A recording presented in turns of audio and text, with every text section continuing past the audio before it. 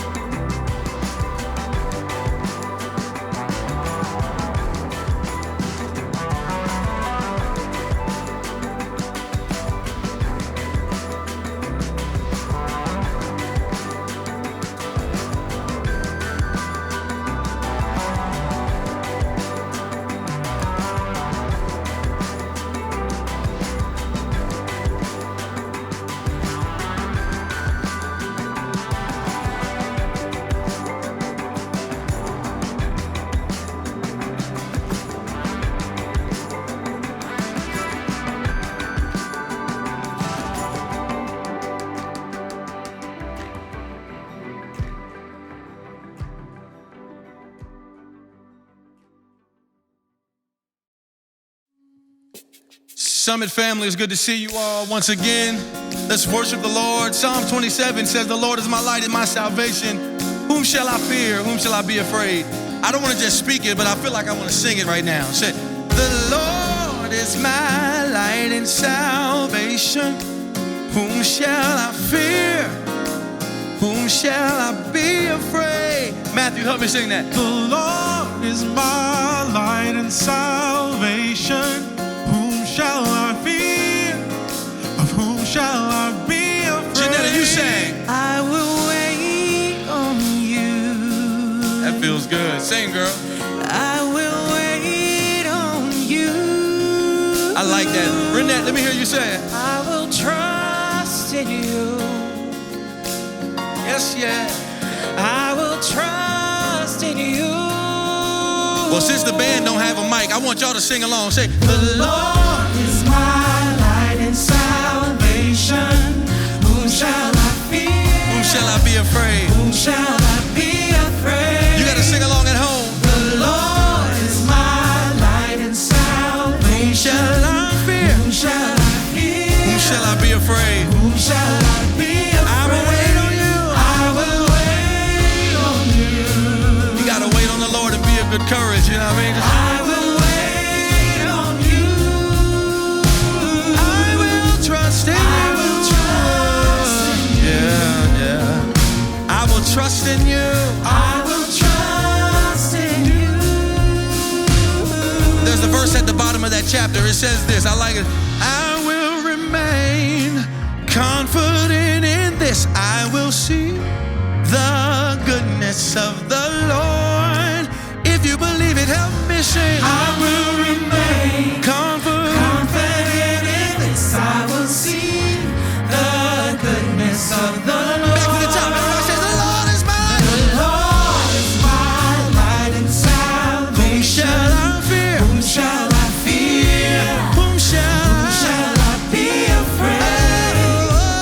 The Lord is my light and salvation. Whom shall I fear? Whom shall I be afraid? Whom shall I be afraid? I will wait on you. Wait, I say, and again I say, wait I on will the Lord. wait on you. Trust in the Lord with all your heart. Lean not to your own understanding. Acknowledge Him in all I your will ways. trust in you. He will direct your path.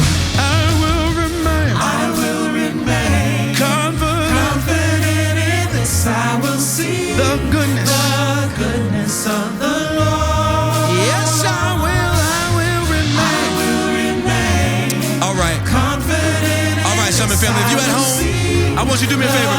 I want you to join me. You're going to be an air guitar. Be an air guitar player with me. Y'all ready? Come on, everybody. If you don't want you to clap your hands, share. That's it, Janetta. Play that.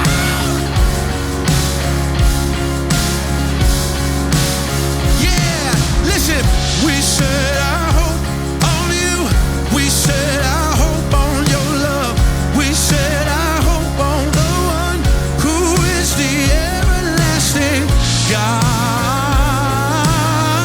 You are the everlasting God. You know it at home. Help me sing it. Everybody, we set our hope. We set our hope on you. We set our hope on your love. We set our hope. We set our hope on the Who is the everlasting? who is the everlasting God. You are the everlasting God. Everlasting Your God is saying it in unison. We set our hope. We set our hope on you. We set our hope on your love. We set our hope on the Who is the everlasting? who is the everlasting God. You are The You are the everlasting everlasting. Come on, let's be a big choir. You know what I'm saying? We set our hope. We set our hope on you. We set our hope on your love. We set our hope on the Who is the everlasting God? everlasting God. You are the everlasting. One more time, let me hear you. Your music. We set our hope. We set our hope on you. We set our hope on your love. We set our We hope. set our hope on the Who is the one everlasting? who is the everlasting God. You are the everlasting You are the I love that, everlasting. y'all. I will remain confident in this. I will see the goodness.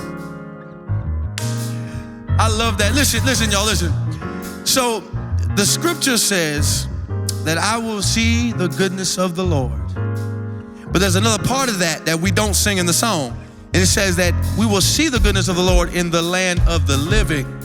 Which simply explains to me that I don't have to wait for Jesus Christ's return to see His goodness. You don't have to wait for it either. So when you wake up in the morning and you're yawning, and you hear your kids making noise, or the alarm goes off, you see the sun, or even when you get a chance to get outside and see these beautiful people around you, the trees, the sky, you get to see all of that. That's the goodness of the Lord.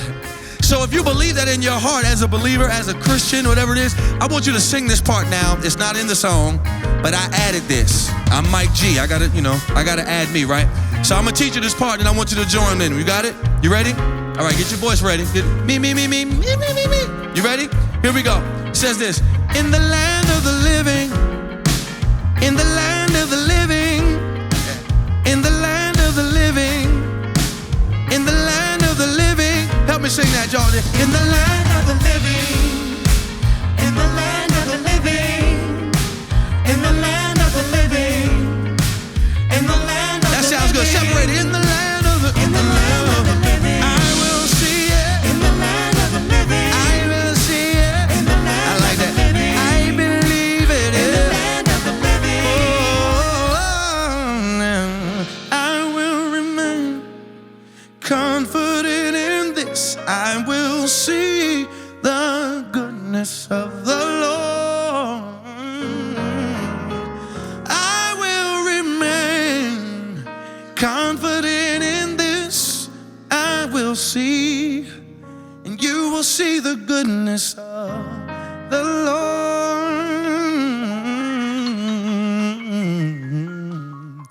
If you believe that, you ought to clap your hands and celebrate right there.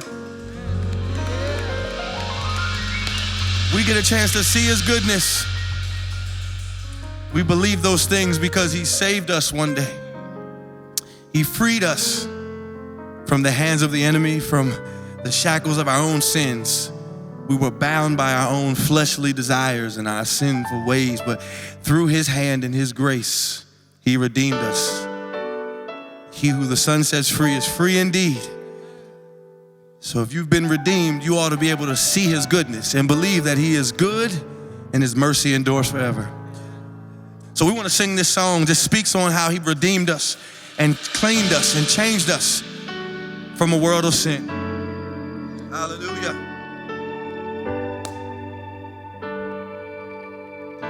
Listen to the words. You said, on the road unto Jerusalem, to be delivered to the hands of man, you would be crucified.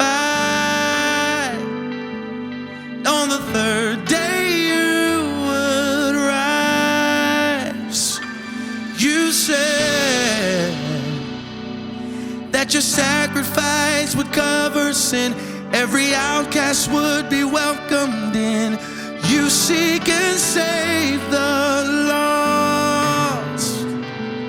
Now we know the Father's heart. Yeah. How great your compassion, how perfect your love, my Jesus. You've proven it on the cross. As deep as my sin stains, your blood washes clean. I'm amazed at the price you paid. I have been redeemed. Yes, I have. I have been redeemed.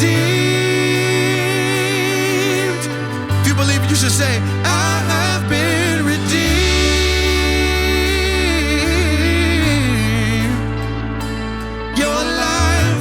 In exchange for mine, I have been redeemed. You said that the old is gone, the new has come, and the victory is just begun. The truth will set me free. I am free, yes, free indeed.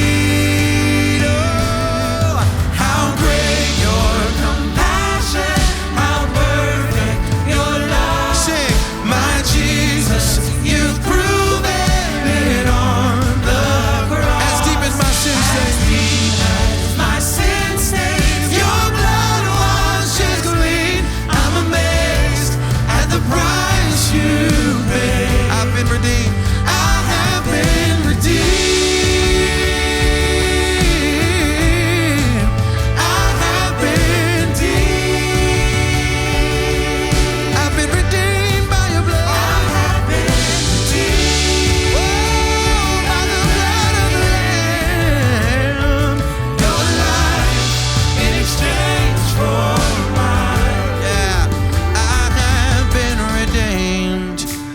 right, church, so listen.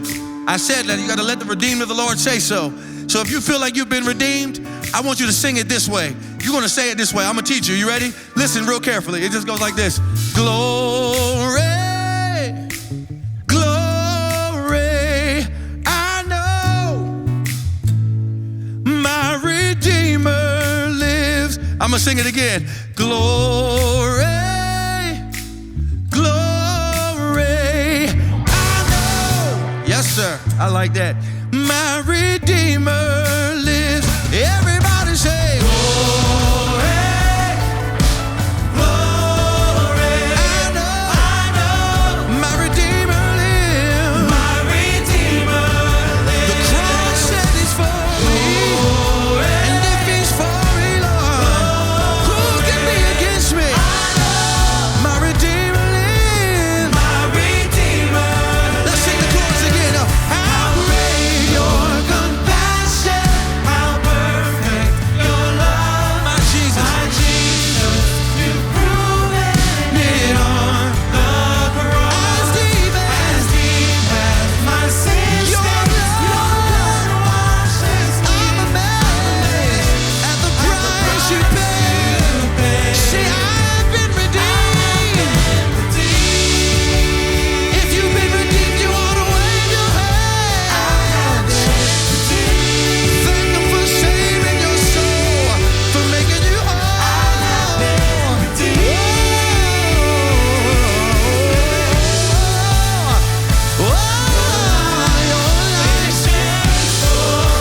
Everybody lift your voice one more time. Say glory, glory, I know my Redeemer lives. My Redeemer, and that Redeemer is Jesus.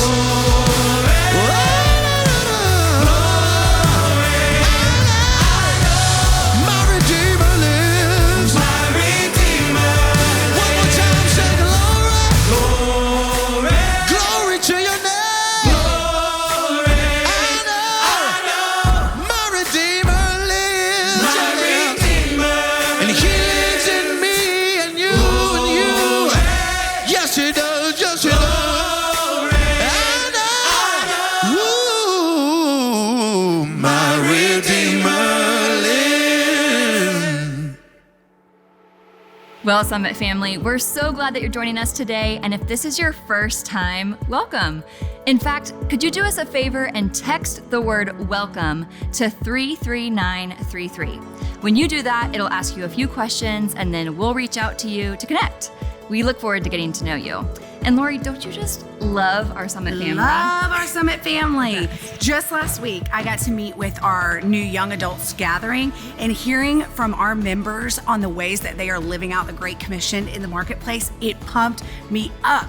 They were asking questions about how to do missional living, and it's amazing to see people thinking strategically about how to use the gifts that God has given them. It was unbelievable. Right, like people are actually living sent. I love that. And I also just got to meet a girl, you'll love this, as the sending director, who is a missionary in India and who is just back for a little bit. And she was telling me that they were watching Summit online every week and what a blessing it was to them as they were serving over there. And I just love how Summit Online connects all of us from all over the world. But do you know what else connects us? Prayer. Yep. It really does. No matter if we're praying here in North Carolina or in India, we can know that the same God hears us. It's so true. We can impact people in other countries or states by simply praying. So how can we pray for you, Summit? We're about to sing one more song right now before Pastor Bryan brings us the word today. And as we do, we want you to take time to pray together as a group, or click request prayer and a live host will pray with you right now. We invite you to come. Come to the altar. Come to the God who delights in hearing our prayers. Summit, let's worship.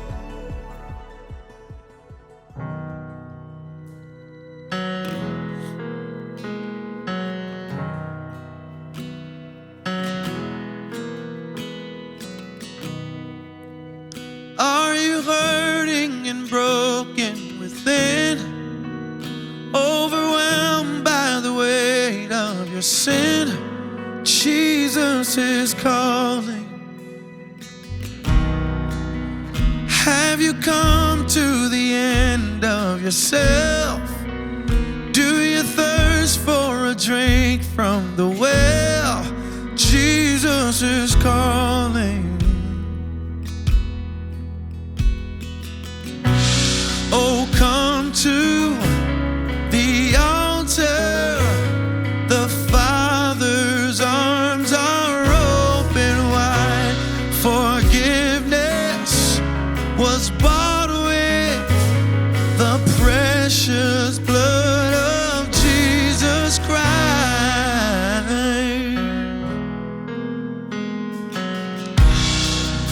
So leave behind your regrets and mistakes.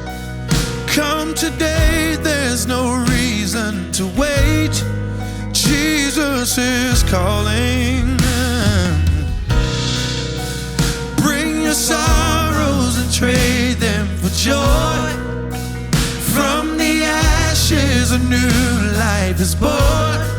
Jesus is calling. Oh, come to the altar. The Father's arms are open wide. Forgiveness was bought with the precious blood of Jesus Christ. Oh, come to the altar.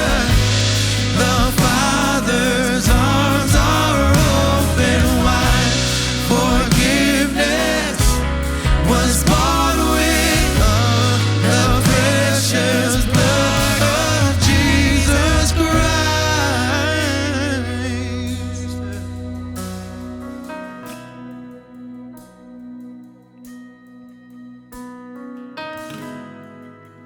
He's so wonderful, so powerful. Who wouldn't want to serve and love on him that loves you back? So we invite you to sing these words with us. Oh, what a Savior. Isn't he wonderful? Sing hallelujah. Christ is risen, and he shall reign. Bow down before him. Yeah, for he is Lord of all. Sing hallelujah. Christ is risen. Will you join me and sing? Oh, what a Savior. Isn't he wonderful?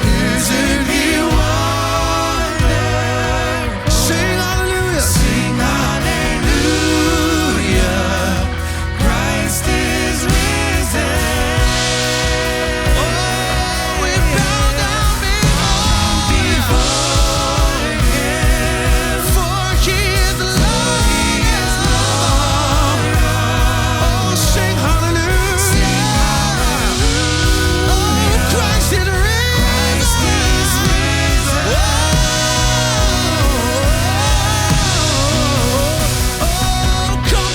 Oh, come to the altar. It's open waiting for you. Father's arms are open. You already forgiven. Forgiveness. It was bought with the precious blood.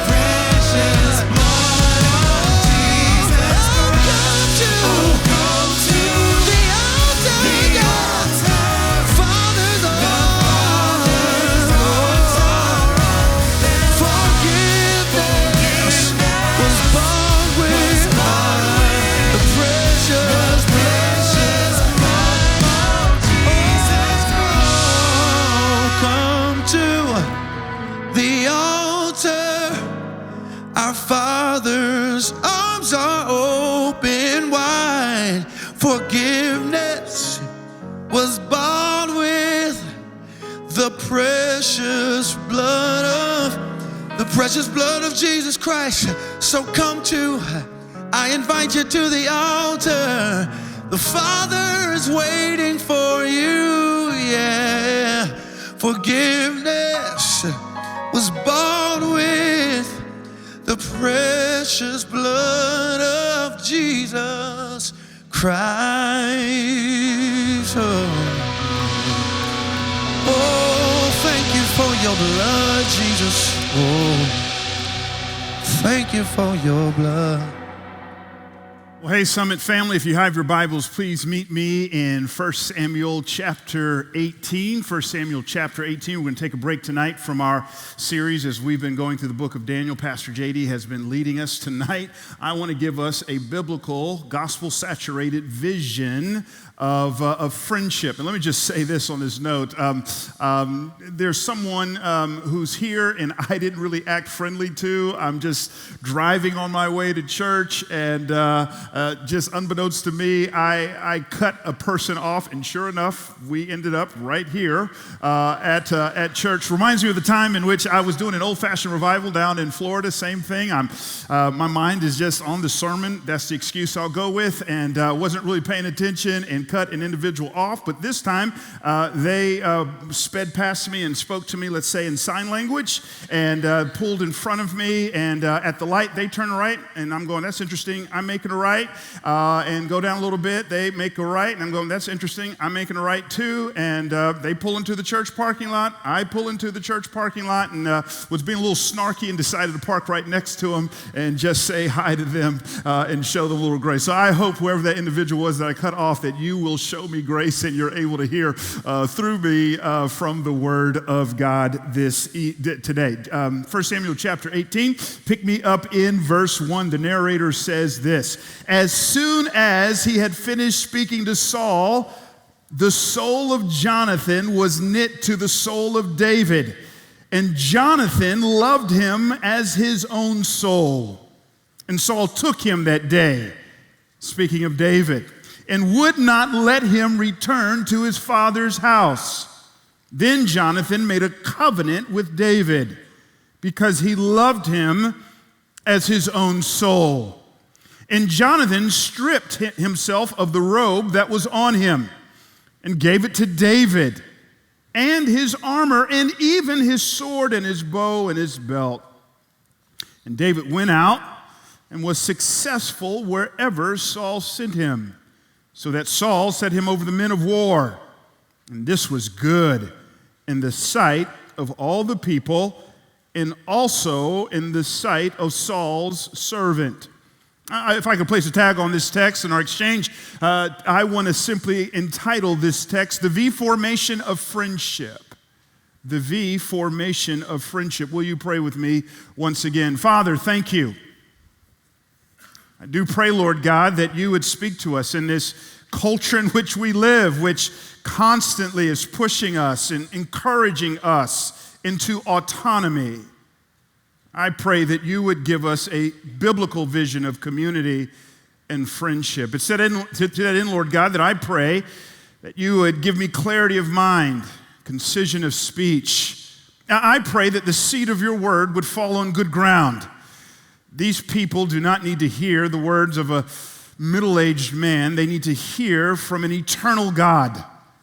And so, Father, will you do that? Above all else, show us Jesus in this text. We need to see him tonight.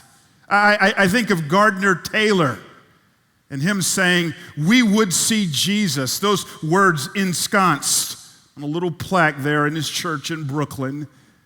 Oh, Father, we would see Jesus. So would you be with me in my labors? It's in Christ's name I pray all these things. Amen.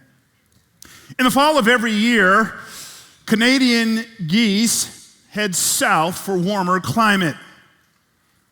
And when they do so, they don't do it randomly. It's not one goose at a time. They do it in community. In fact, you understand this, they fly in something that scientists have dubbed a V formation. Scientists have researched this V formation among Canadian geese extensively, and they tell us that this V formation really affords two benefits. One, it conserves energy. Except for the lead goose, the other geese are flying behind a goose, and not just behind them, but slightly above them.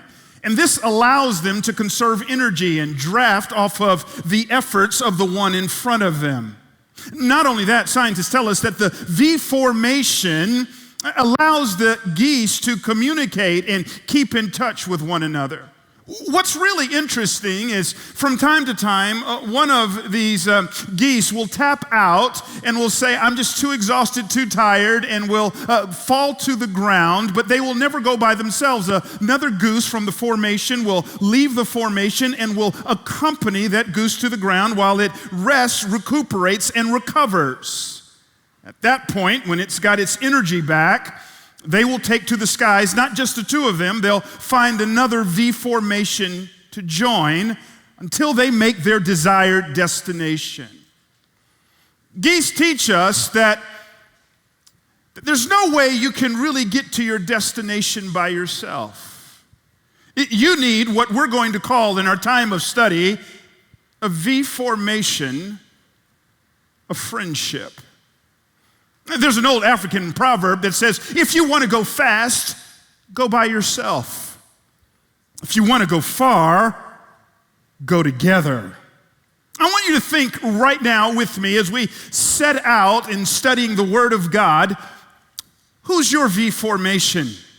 Or as Gordon MacDonald says in his stunning book, A Resilient Life, who are your happy few?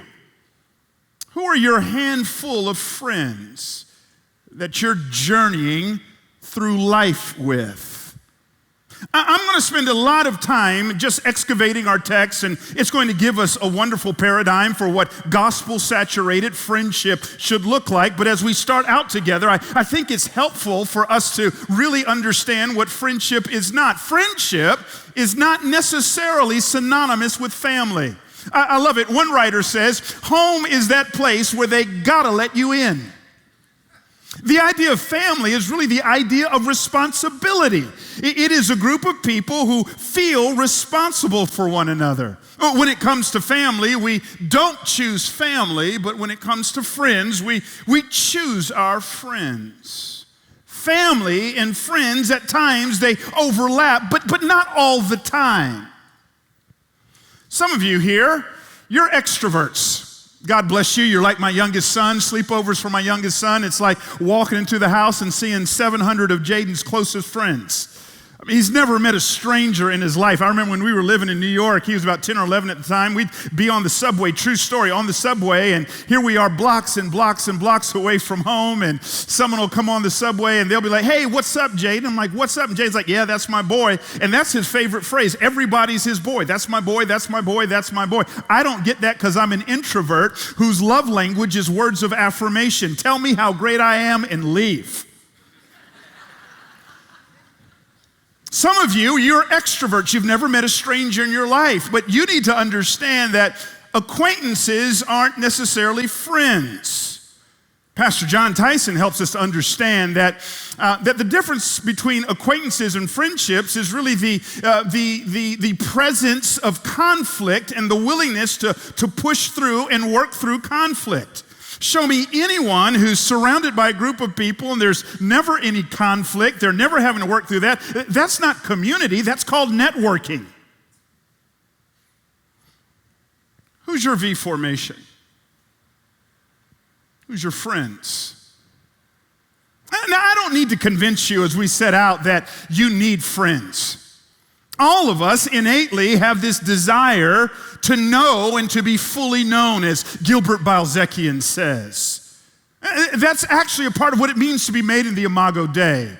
We understand this from the opening 2 chapters of the book of Genesis. As Genesis opens up, Genesis 1 and 2, we see the creation account, and here is God actively creating, and we see this refrain, he'll create something and high-five the Holy Spirit and be like, man, that's good, and he'll create something else and high-five Jesus and say, that's good. One time he creates something and doesn't say that's just good, he says, now that's very good.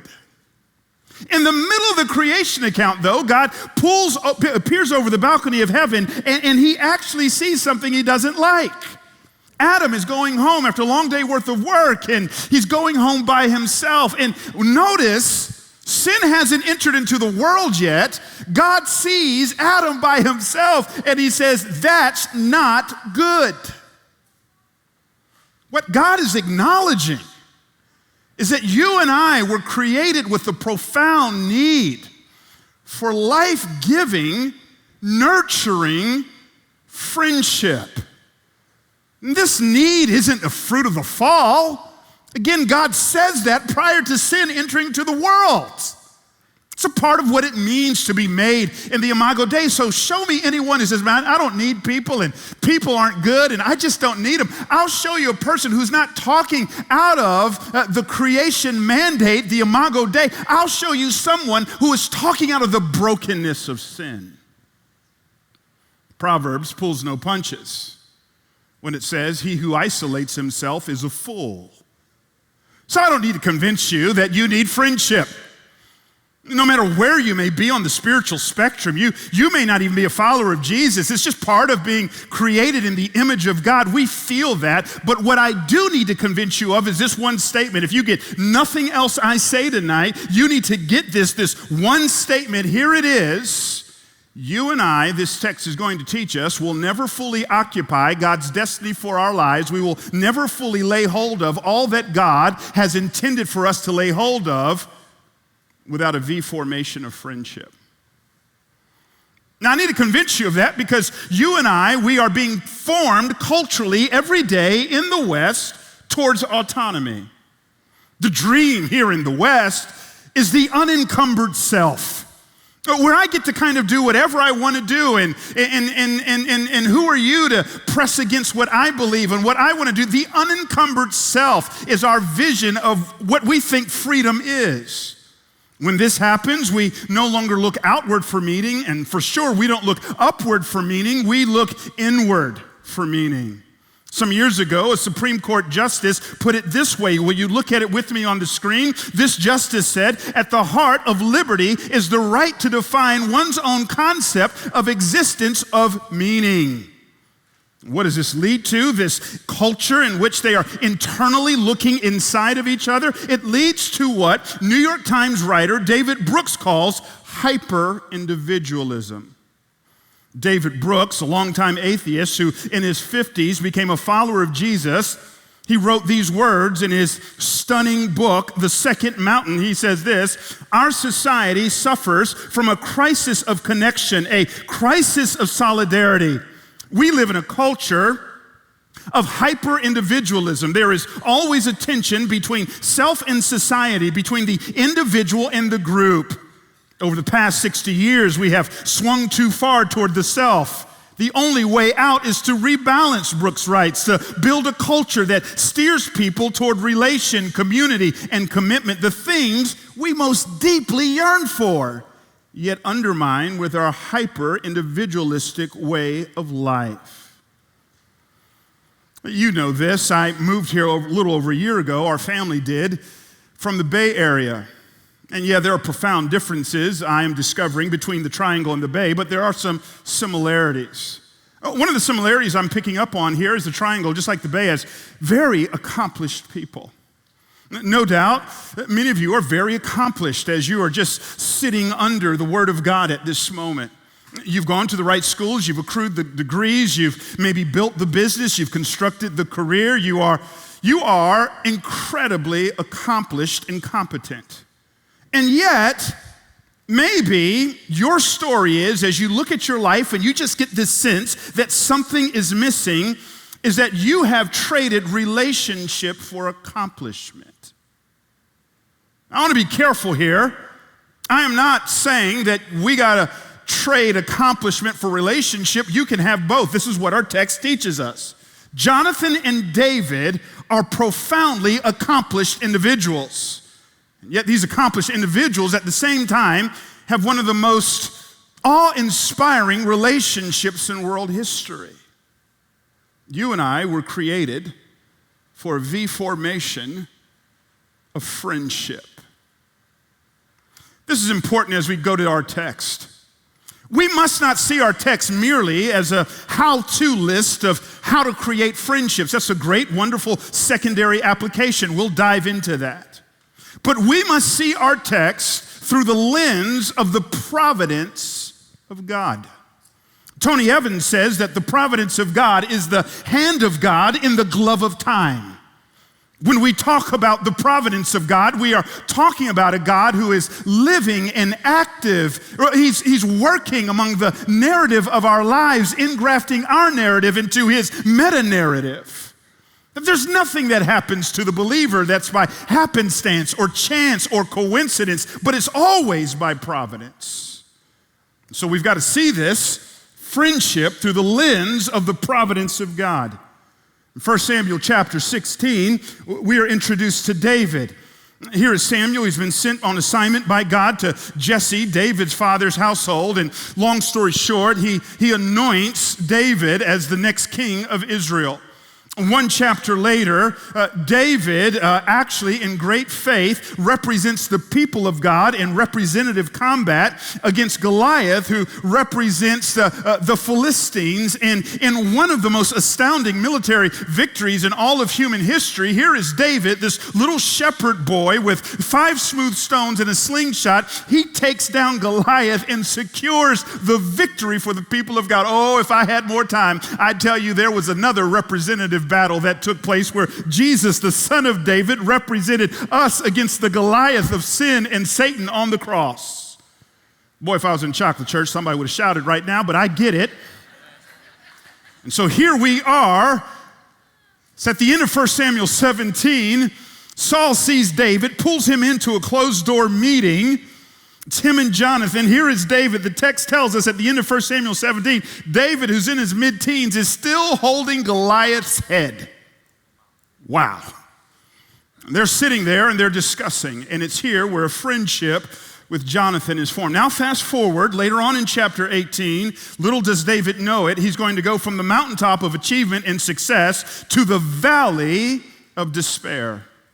Saul's going to take him into his household, and filled with jealousy and envy, he's going to actually try to kill him. He'll try it 3 specific times overtly, and he'll try it 3 other times kind of in a more subversive kind of a way. Finally, in chapter 20, things reach a crescendo.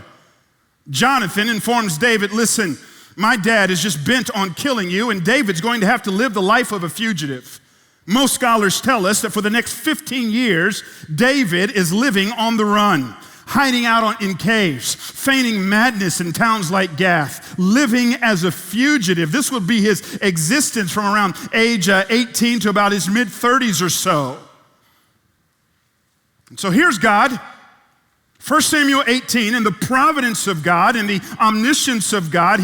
He's got an assignment on David's life. He understands there's a call on your life. That took place in 1 Samuel 16, but it's not going to happen until 2 Samuel, a couple chapters in. And in between time, in the meantime, you are going to be on the run. You're going to be frustrated. And what's going to pull you through, what's going to make you get to a place where you occupy my promises is I must gift you friendship. I want you to think about it with me, friends. This point is just clear. You and I will never, it's an un-American concept, we will never fully occupy all that God has for us on our own. This is just all throughout the scriptures. I mean, where would Joseph be if it wasn't for the friendship of the baker and the cupbearer that he meets in prison? He'd still be in prison. Ruth doesn't get into the lineage of Jesus without the friendship of Boaz. Peter, James, and John are still on the boat as fishermen living a life less than what God ordained if it's not for the friendship of Jesus. Where is Paul when no one else, when he first got saved, would bring him into the Christian community except for the friendship of Barnabas? Oh, it's woven throughout Scripture. The message of Scripture is there is no such thing as a self-made man, no such thing as a self-made woman. We need friendship. It is a lie from the pit of hell to think we can navigate the skies of life on our own. We need community. Well, what does this look like as we round second and head for third? We've looked at what friendship is not. We see that this desire for friendship is a part of what it means to be made in the Imago Dei. We've discussed that you and I will never fully occupy all that God has for us without a V formation of friendship. But Bryan, as we round second and head for third, exactly what does friendship look like? Our text tells us, again, here it is, fresh off the victory over Goliath. Saul pulls in David. David meets Jonathan. And it says these words in verse 3. Will you look at it with me? Then Jonathan made a covenant with David because he loved him as his own soul. Here is Jonathan. He sees David, and there's just this incredible love that he has for him. The idea here is he makes a covenant. The idea of covenant in the Bible, it was a binding agreement between two parties. Interestingly enough, those two parties were never considered to be equals. One always kind of had a higher standard than the other. This binding agreement. We see this in Genesis chapter 17 with the Abrahamic covenant, and here is God entering into covenant with Abraham, and later on we'll see the Mosaic covenant, the Old Covenant, and God entering into covenant with the people of Israel. We'll see it on the cross. I mean, you and I are walking in the new covenant for those of us who are followers of Jesus Christ, this binding agreement. But covenants in the Bible are always ratified by the shedding of blood. The Abrahamic covenant, Genesis chapter 17, animals are killed. The Mosaic covenant is consistently ratified by the death of animals. You and I are in a committed relationship with God because of the shed blood of Jesus Christ. So where's the blood in our text? The Hebrew word for made literally means to cut. Here it is, 1 Samuel chapter 18, verse 3. Jonathan, just meeting David, says, I want to enter into a covenantal, committed relationship with you. And right there on the spot, he cuts himself, and that covenant, that committed relationship is made. And we'll see it play out. Jonathan wants David to know, listen, David, I'm ride or die with you. I'm here for you. He's with him on the mountaintop of victories, like in our passage. But later on, we're going to see Jonathan showing up over and over again when David is at his lowest moments. Jonathan is just modeling our relationship isn't performance-based. Our relationship isn't what you do or don't do. I am committed to you. Some of us know the name Darren Patrick. I'm not posturing myself at all as being in his V formation, but Darren Patrick was a Midwestern pastor who died recently. You may know that name because he committed sin, very public sin, and his elders had him removed. A fact that Darren never disagreed with that decision, and I mean, it's just all over the internet, Darren's sin. And I remember not long after all this stuff came out and just checking in with Darren, I picked up the phone, called him, hey bro, how's it going? And we had a good talk, and I'll never forget what he said to me, man. He goes, man, thank you for calling me, Bryan. I just got to tell you, since all this has happened, I don't know where my friends are.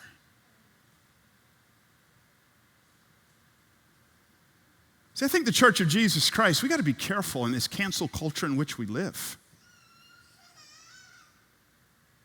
It should be the Church of Jesus Christ that is at the forefront modeling what deep, abiding, authentic, Christ-centered, grace-oriented, covenantal community looks like. Some years after that, Darren committed suicide. And listen, I don't think his death certificate should read suicide as much as it should read death by isolation. He fell to the ground, exhausted. No one was with him at his lowest moments, and he just couldn't take it anymore. Who's your V formation? Now, just this past week, I'm studying this text, and I'll be honest with you, there's a verse in here that just seems kind of clunky. This whole thing is about Saul and about David and Jonathan, and Saul gets worked in here, and I'm like, man, what in the world's going on here? And all of a sudden, verse 2, here's Saul, and Saul took him that day and would not let him, speaking of David, return to his father's house. I mean, this whole thing is about Jonathan and David, and all of a sudden, Saul gets worked in, and what in the world? Why is the narrator mentioning Saul? Well, if you keep reading about how Saul relates to David, it's just interesting, the contrast between how Saul relates to David and how Jonathan relates to David. See, if you just study the relationship, the contrast is Saul's take, Jonathan's give. Saul's have hidden agendas, Jonathan's are transparent. Saul's are selfish, Jonathan's are sacrificial. Saul's kill, Jonathan's protect. Saul's seek to destroy destiny, Jonathan's want to fulfill destiny. Saul's are contractual, that is, performance-oriented. Jonathan's are covenantal. And I believe if you just take inventory of your life, you'll see some Sauls and you'll see some Jonathans. I believe even in how I've approached some relationships in my past, I've approached some relationships more as a Saul. I see an individual and, man, what can I get out of it? And if I don't feel like I can get much out of it, maybe they don't get my time. Sauls are contractual, they're performance-oriented, they're competitive. Jonathans are life-giving, they're covenantal, they're others-oriented. What happens when there's commitment? What happens when you are in a V formation of friendship and there's just this commitment, there's just this sense of, man, look, we are in it, we are committed to one another. Well, there's safety, and when there's safety, there's transparency. Look again at our text in verse 1. It says, as soon as he had finished speaking to Saul, the soul of Jonathan was knit to the soul of David, and Jonathan loved him as his own soul. The Hebrew word, and originally our text is written in Hebrew, the Hebrew word for was knit actually means to tie. It's the same word that was used in an earlier narrative in the book of Genesis when Tamar is giving birth to twins. As she's giving birth to twins, one of the twins reaches its hand out of the womb. The midwife grabs the hand, ties a piece of scarlet yarn around it. The Hebrew word for tie is the same Hebrew word for was knit in our text. What's being tied here, the text tells us, don't need to spend a day in seminary. What's being tied is their souls. The soul of Jonathan was knit to the soul of David. There's this soul level connection that happens. It's instant. I mean, it's kind of unbelievable, but I believe all of us have experienced it. I've got 3 sons. It's summertime, man, and this summer especially, I'm wanting to go slow because our second son is about to leave the house. He's going off to college in California. We're just trying to make memories and mark moments. I remember my wife being pregnant with all of them, and women kind of get a head start on the connection with babies than we men do. And so, but I remember when those little tax write-offs first came into the world, man, just kind of holding them for the first time. And as a dad, just hold them for the first time. There's this instant connection. Some of us, we've got friends like this. We've got this soul level connection. We can go weeks without talking to them. We can go months without talking to them. And then when we finally do, when we do talk to them, it's as if we've never missed a day. We just pick right up. That soul level connection. Some of us, we're married to the person where when we first saw them, man, there was that connection. I had it with Corey. Corey said she didn't have it with me, but anyways, give it time. And you see this person for the first time, there's just this sense in which, man, this is crazy. We connect and we're up all night just kind of talking to each other. That's the idea here. And this soul level connection leads to soul level communication. We see this all throughout their relationship. 1 Samuel chapter 20, verse 41, look at it with me. Jonathan has just delivered the news. Hey, look, David, I just want you to know, I've really tried, but my father is hell-bent on killing you. You're going to have to leave here.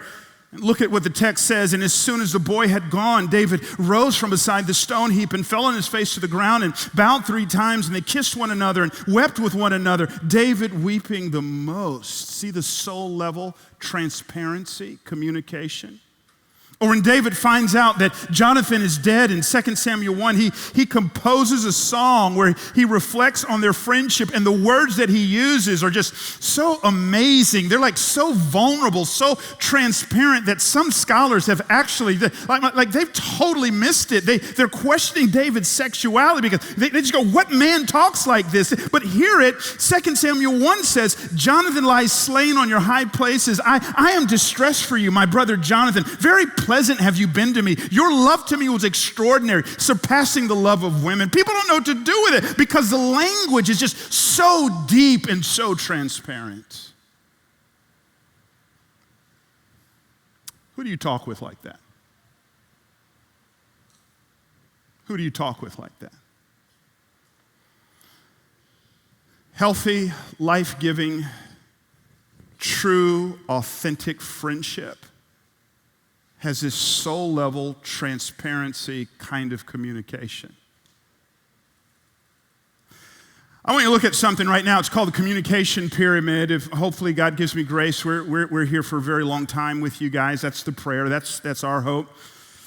And over the course of our time together, as God gives grace, there's this thing I've found it. Corey and I found it so helpful in our relationship with one another, and I've found it really helpful in my friendships. It's called the communication pyramid.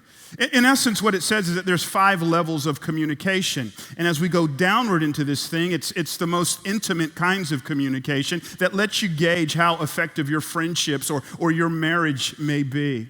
At the very top of the communication pyramid, the most surfacey kind of level of communication is what we would call cliche. This is good morning, how are you? You've communicated, but you really haven't said anything. Levels 2 and 3 are where most guys hang out. It's sports center talk. Level 2 is facts. Who won the game? And did you see what Milwaukee did the other night? How many points did Giannis have? That's level 2. Level 3 is opinion. Who's going to win the championship next year? And what do you think is going to happen with your child as you drop them off at school? But levels 4 and 5 are the deepest levels of communication. Level 4 is feelings. It is emotive. It is sharing how I feel. Level 5 is transparency. It is sharing who you are.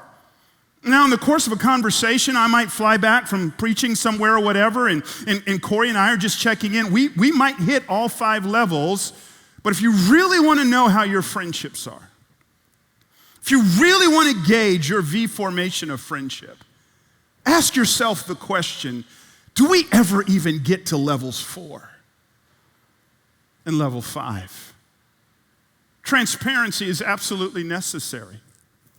It's interesting, when you and I go to a doctor and we're going, man, we're hurting. The first thing the doctor will say in so many words, they don't use these terms, but this is the essence. Hey, we need to get some transparency here. So let's order the CT scan, the X-ray. Let's do the MRI. They understand in order for there to be a healthy relationship, in order for them to navigate this, there has to be transparency. Let me ask you a question. Who sees the MRI of your eating disorder? Who knows the X-ray of your financial condition? Who sees the CT scan of that quiet addiction?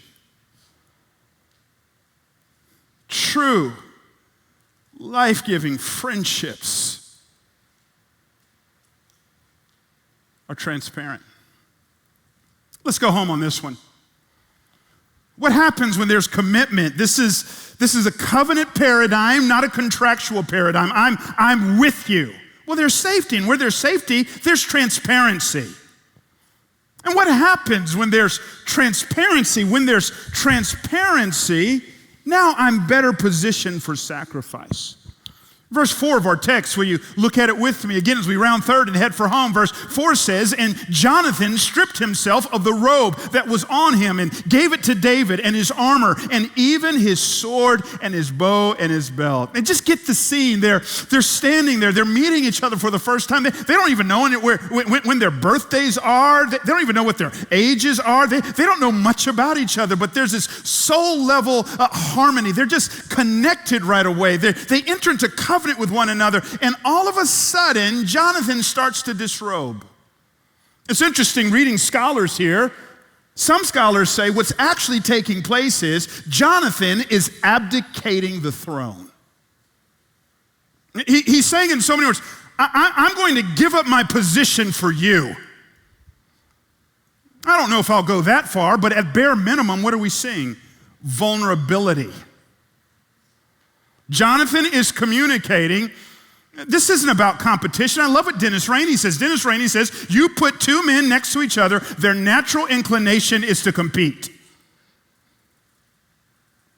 There's no competition here. Instead, what Jonathan is communicating is the exact opposite. Jonathan is saying, David, I am so for you. I am so for your success that if your promotion means my demotion, then that's what I want. Wow. Where do you see that kind of life-giving friendship today? Who's in your life? I'm not talking about family. I'm not talking about acquaintances that you're going, man, whatever it takes to see you flourish, I got you. There's sacrifice here. Her name is Maya Moore. You may not know that name. Some of us know that name. Some years ago, Sports Illustrated called Maya Moore the greatest winner in women's basketball history.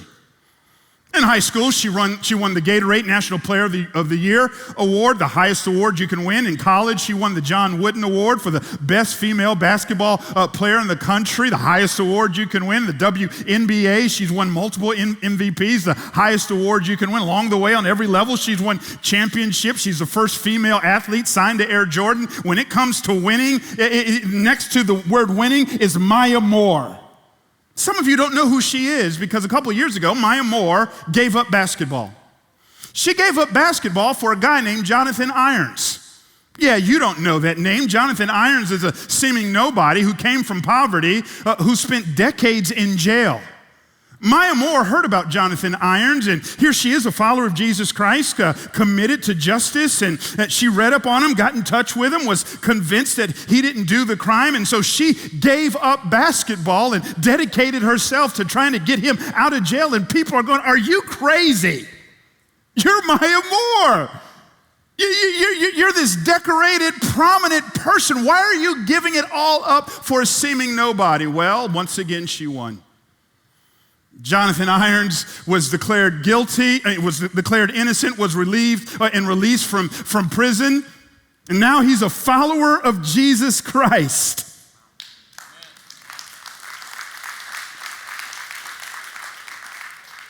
All because of the sacrifice of Maya Moore. And that's what we see in this text. Jonathan Edwards is Maya Moore. David is Jonathan Irons. David seemingly brings nothing to the table, and Jonathan brings everything to the table. He says, I'm going to put it all on the line. It is an others-oriented, selfless way of seeing people. But I'm here to tell you, and I feel my help here, there is a true and better Jonathan in the scriptures.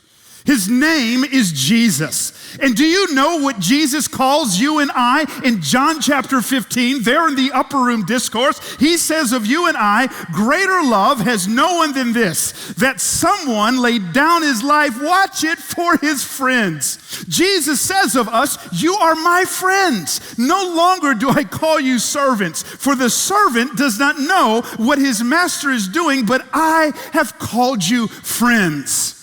Here's Jesus. We are in a friendship relationship with him. And like Jonathan with David, Jesus has made a covenant with us. On the cross, he made a covenant with us, ratifying that covenant by his blood. And not only has he made a covenant, but because we're in covenant with him, saved by his grace, sustained by his grace, there's transparency. That's why Jesus would say, come to me, all you who are weary and heavy laden, and I will give you rest. We can come to him as is and be completely transparent with him.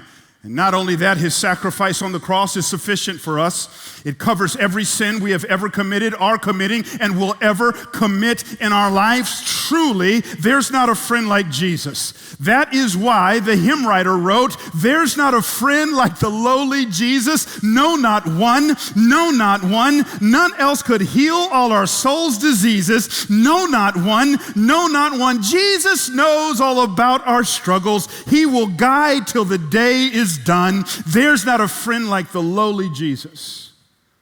No, not one. No, not one. Oh, we can model this kind of friendship that Jonathan has with David because it is a kind of friendship we are experiencing every day through Jesus Christ. I want you to know, friends, that Jesus is absolutely committed to us. In fact, before he saved us, he saw everything we would do to disappoint him. Jesus is no Saul. He will never turn his back on us.